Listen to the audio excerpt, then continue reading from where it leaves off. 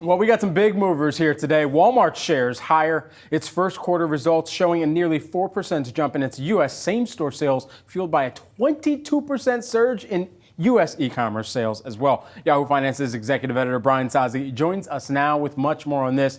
Brian, walk us through some of your takeaways here. Well, Brad, I started to hyper-oscillate in my chair after these Walmart results. I mean, this is a bang-up quarter, and I think the Citi team is right on the mark here. New note from their team out a couple minutes ago saying this was another positive quarter from Walmart, and the winning streak continues. Walmart shares up almost 7% in the pre-market. This quarter is totally 1,000% deserved in terms of this stock pop here. The U.S. business, as you mentioned, same-store sales up 3.8%, but these are not the real stories of this quarter.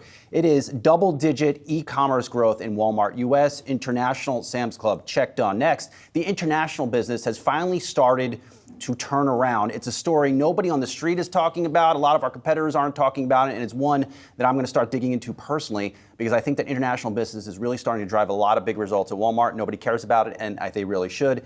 And then lastly, inventory has really started to come down at Walmart. This has been a big focus for this company for more than 2 years.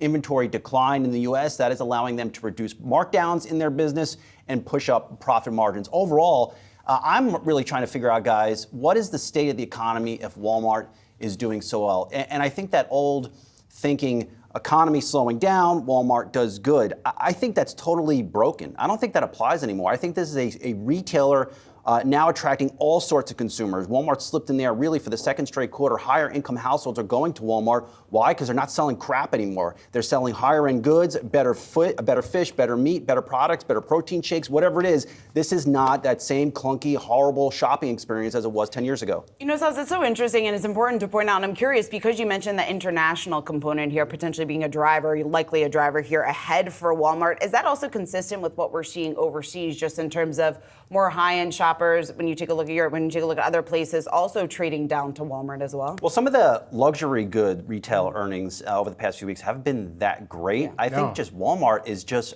operating its business better. So it's Walmex.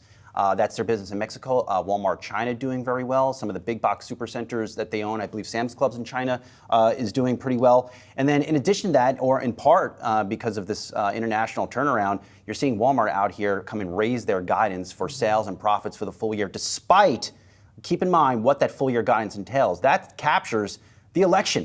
You know, what does this business look like a month before the election? Do consumers pull back? Unsure, but this is Walmart saying, you know what, we're pretty confident what the consumers are going to do. This is what our data is saying. We're confident they're going to be spending throughout the election into the holiday season. And it's how they're classifying the consumer that they're monitoring over the rest of this year too, and saying in this earnings report, especially pointing to that guidance that you were just mentioning, that they're expecting the consumer to be generally stable. We've seen this move from resilient to healthy to now, from Walmart's purview, generally stable, and a question of what that stability means, and in terms of this normalization that we're starting to hear increasingly among retail CEOs right now, what that means for certain aisles that Walmart operates as well. Right, and one finer point than you always talk about is the advertising business inside of Walmart. Strong gains really underscores why Walmart is out there buying Vizio. This has turned into a pure profit center, this advertising business for Walmart, and of course Amazon.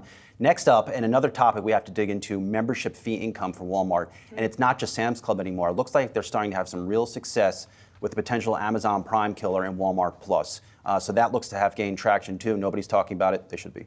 All right, Saz, thanks so much. And of course, we're going to continue this conversation right here on The Morning Brief. We will be joined by Walmart CFO John David Rainey and Sazi as well. That's coming up 9:15 a.m. Eastern Time.